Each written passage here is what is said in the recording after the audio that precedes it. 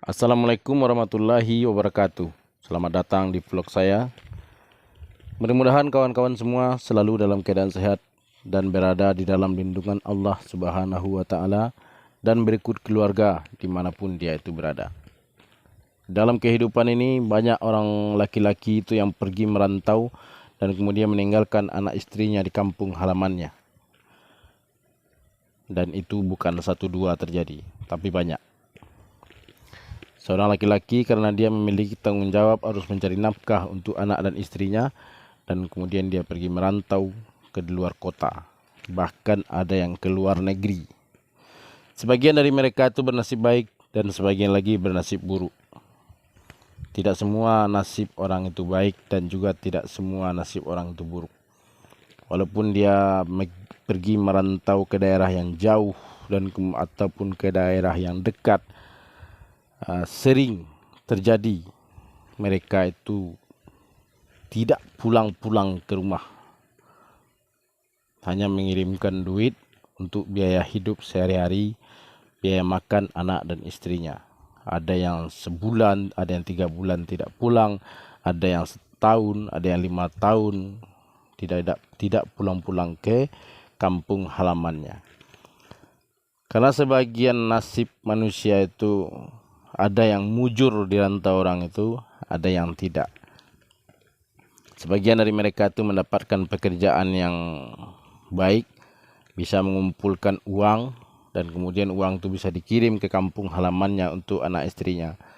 Dan ada juga sebagian dari mereka itu yang susah hidupnya di rantau orang, sehingga mencari buat makan saja itu susah. Sebagian dari mereka itu ada juga yang tidur menumpang di rumah kawan-kawannya. Ada yang juga yang tidur di bawah pohon, bahkan ada yang tidur di kolong jembatan. Itulah nasib manusia yang rahasianya itu tersimpan rapi di tangan Tuhan. Tidak ada satupun manusia itu yang tahu bagaimana nasibnya besok. Yang dia tahu itu adalah nasibnya yang kemarin. Nasib kita kemarin, kita bisa ke sana ke sini, bisa minum, makan, naik motor ini, melihat itu. Yang kita tahu itu hanya yang kemarin. Tapi apa yang akan terjadi besok itu kita tidak tahu. Bahkan 1 jam dari saat ini kita itu tidak tahu. Semuanya itu dirahasiakan Tuhan. Nah, untuk itulah kita itu harus selalu waspada terhadap diri kita, diri keluarga kita dimanapun kita berada. Jangan pernah jauh dari melaksanakan perintah Tuhan itu. Kalau kita beragama Islam, usahakan setiap hari itu jangan melakukan larangan Tuhan. Usahakan setiap hari itu melakukan apa yang diperintahkan Tuhan. Lakukan sesuatu yang berguna, yang bermanfaat. Jangan melakukan sesuatu yang akan merusak diri atau yang merugikan orang lain. Nah, itu harus selalu kita mengintrospeksi diri kita itu setiap hari. Apapun yang mau kita ucapkan harus dipikirkan dulu ucapan kita itu.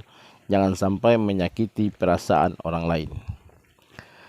Nah, jika seseorang itu terbiasa atau senang melakukan sesuatu keburukan, yakinlah bahwa sesungguhnya Anda sedang diganggu oleh setan. Setan itu membuat indah terasa bagi seseorang ketika dia melakukan satu keburukan. Baik keburukan itu kepada dirinya sendiri ataupun kepada orang lain.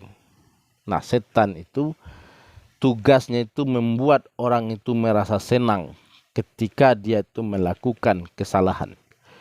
Nah, jika ada kawan kamu, kawan dimanapun berada yang kebetulan video saya ini lewat di berandanya, tolong luangkan waktunya sejenak, 10 atau 15 menit saja untuk mendengarkan uraian-uraian saya ini, dan mudah-mudahan ada manfaatnya. Sebab tidak tahu kita dari mulut mana doa itu yang dikabulkan oleh Tuhan. Bisa jadi doa itu dikabulkan dari tukang becak, bisa jadi dikabulkan dari tukang panggul, bisa jadi doa itu yang diterima Tuhan itu dari tukang sampah. Nah, kita tidak bisa memastikan bahwa orang yang diterima doanya oleh Allah itu orang yang seperti apa. Nah, gitu. Jadi tidak ada gambaran di dalam Al-Quran itu diberikan Tuhan bahwa doa orang yang diterima itu orang yang berpakaian seperti ini, seperti itu. Tidak ada. Yang jelas di dalam Al-Quran itu orang-orang yang teraniaya itu doanya diijabah oleh Allah. Nah, itu yang pasti. Nah, jika posisi kawan-kawan itu sekarang di dalam keadaan teraniaya, di dalam keadaan susah makan, misalnya pengangguran, tidak punya pekerjaan, berarti kesempatan kawan itu untuk berdoa kepada Tuhan itu sedang bagus.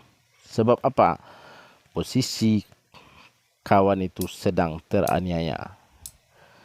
Jadi orang miskin itu dia harus senang. Sebab apa? Sebab kemiskinan itu membuat doanya diijabah oleh Allah. Tapi miskin yang benar, bukan miskin bohongan. Sekarang ini kan miskin itu banyak, tapi miskin bohongan. Enggak benar gitu. Miskin untuk menipu orang lain supaya orang lain prihatin, supaya orang lain kasihan melihat dia dengan parasnya letoy, lemas gitu, pegang-pegang perut, dia bilang belum makan, lapar sekali, padahal perutnya buncit. Nah, jadi kalau orang miskin benar itu terlihat dari tampilannya, wajahnya pucat, mungkin pasi gitu. Kalau dia kulitnya agak gelap, mungkin mukanya itu abu-abu. Nah, itu jelas itu pasti dia dari pagi belum makan atau mungkin hanya minum air saja. Nah, orang-orang seperti itu pun walaupun dia tidak mengaku miskin, kita sudah bisa membaca ekspresi wajahnya itu. Wajah orang yang kelaparan. Nah, maka cepat rogoh kantongmu, berikan orang itu makan, minum, atau belikan roti, atau kasih dia duit buat beli makan, buat beli sarapan. Nah, itu yang dimaksudkan Tuhan. Nah, kalau orang itu diberi duit, maka dia akan berdoa kepada Tuhan. Nah, doa-doa orang itulah yang diijabah oleh Allah. Karena mereka itu posisinya di dalam teraniaya. Menahan lapar, mungkin dari pagi belum makan. Dia mau bekerja tapi tidak ada pekerjaan, tidak ada orang yang mau menerima dia bekerja. Akhirnya dia jadi pengangguran. Jadi kita itu dianjurkan atau disuruh oleh Allah itu berbagi dengan sesama makhluk, khususnya orang yang beragama, dengan seagama dengan kita. Tidak memandang orang itu siapa, bentuknya seperti apa, warna kulitnya seperti apa. Yang jelas kalau dia itu makhluk ciptaan Tuhan, maka kita harus membantu dia, walaupun itu seekor anjing. Seorang pelacur dimasukkan Tuhan ke dalam surga gara-gara memberi minum seekor anjing.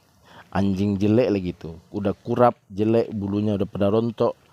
Tapi perempuan itu tidak merasa jijik ketika dia memberi anjing itu minum. Nah, cerita itu tersiar sampai sekarang bahwa perempuan pelacur itu masuk ke dalam surga hanya gara-gara memberi anjing sebuah air minum yang diambilnya dengan sepatunya yang terbuat dari bahan kulit. Nah, itulah gambaran kasih sayang Tuhan itu antara surga dan neraka. Manusia mungkin saja menilai seseorang itu akan masuk ke dalam neraka karena amal ibadahnya jelek. Tapi ketika dia melakukan satu kebaikan di mata Tuhan yang orang lain tidak berani melakukannya, maka pelacur itu kemudian dimasukkan Tuhan ke dalam surga. Oke kawan, kita akan lanjutkan pelajaran kita ini membaca surat membaca Iqra atau pendidikan membaca Al-Quran, khusus orang dewasa yang belum pandai membaca Al-Quran. Nah, jadi tolong disampaikan kepada kawan-kawan yang lain, mungkin dia berada di hutan, di dalam tanah, atau mungkin di atas awang-awang. Sebab saya lihat banyak di internet itu orang-orang yang tidak mempunyai waktu untuk sholat, tidak mempunyai waktu untuk mengaji, apalagi untuk mendatangi majlis taklim. Nah, itu jauh sekali. Sebab dia itu bekerja seperti di tambang, di kedalaman tanah, bisa 100 atau 200 meter dalam tanah. Ada yang bekerja di hutan, tidak keluar hutan, hanya di atas eskavator saja. Nah, di atas mesin itu kita itu bisa sholat dengan menggunakan air, dengan menggunakan debu gitu. Nah, berhubung ada handphone di tangan mereka itu bisa melihat video-video saya ini sambil duduk atau sambil minum kopi. Jadi untuk menimba ilmu itu tidak harus selalu hadir di majelis taklim, tidak harus selalu duduk di dalam masjid. Dimanapun kita berada, kita bisa mengambil atau menimba ilmu di sana dengan memanfaatkan kecanggihan teknologi di zaman sekarang ini. A'udzubillahi minasyaitonirrajim. Bismillahirrahmanirrahim. Di video sebelumnya di halaman 10. Dan sekarang kita akan memasuki halaman 11.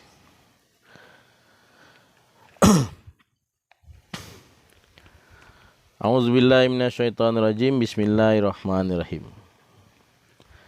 Ini saya dekatkan aja ya biar nampak jelas gitu. Sya ini sa'ala. Ini sin ya, sin ringan namanya. Dia ini tidak sya, tapi hurufnya sa aja. Sa'ala.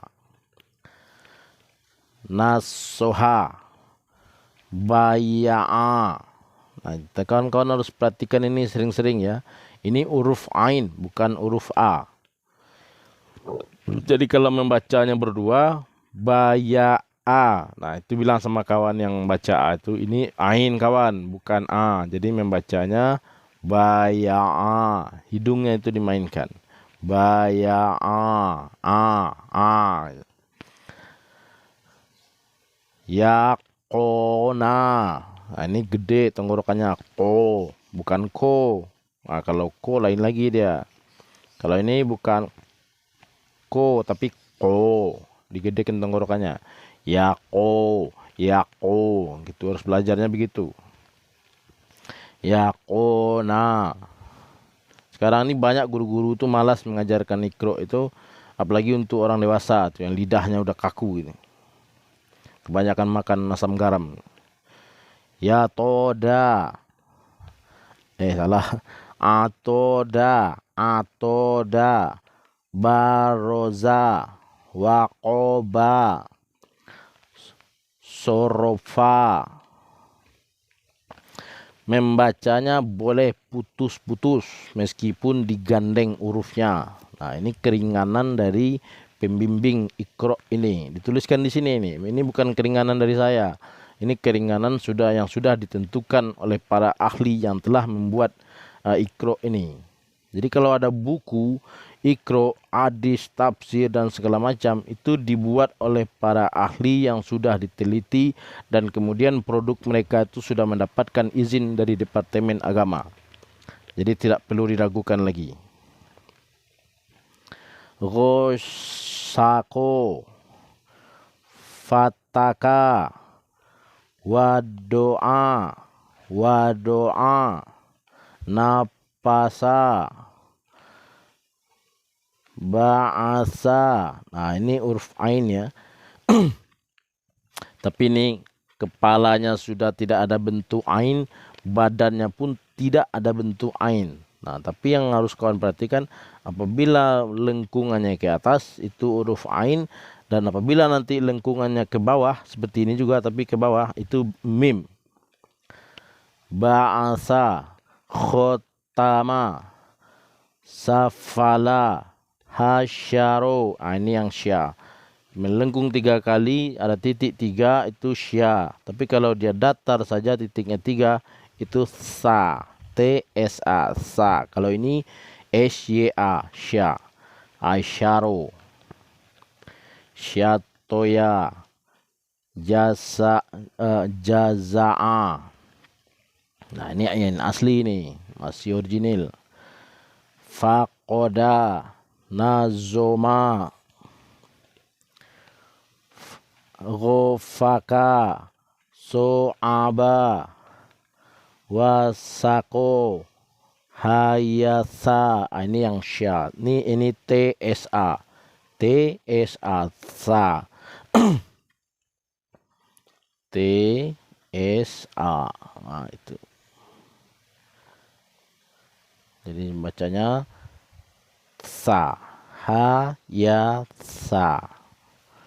Jadi di dalam membaca huruf Arab itu lidah nomor 1 dimainkan, tenggorokan, hidung gitu. Makanya kalau orang itu rajin membaca Al-Quran, maka saluran pernapasannya bagus, paru-parunya bagus, jantungnya bagus. Kenapa? Karena semua sumber pernapasan melalui hidung, tenggorokan, lidah itu dimainkan semua. Nah itulah hebatnya kalau orang membaca Al-Quran, maka dia itu akan sehat dengan membaca Al-Quran itu. Selain dia mendapatkan doa dari para malaikat, karena setiap huruf Al-Quran itu dijaga oleh 1000 malaikat. Nah, kalau sehari orang itu membaca huruf Al-Quran itu 1000 huruf, nah kalikan saja 1000 kali 1000. Nah itulah keuntungannya bagi kita yang memeluk agama Islam. Agama yang telah disempurnakan oleh Allah kepada Nabi Muhammad SAW. Semoga bermanfaat kawan. Yang senang dengan video ini silakan dibagikan kepada kawan-kawan yang lain. Terima kasih atas waktunya. Assalamualaikum warahmatullahi wabarakatuh.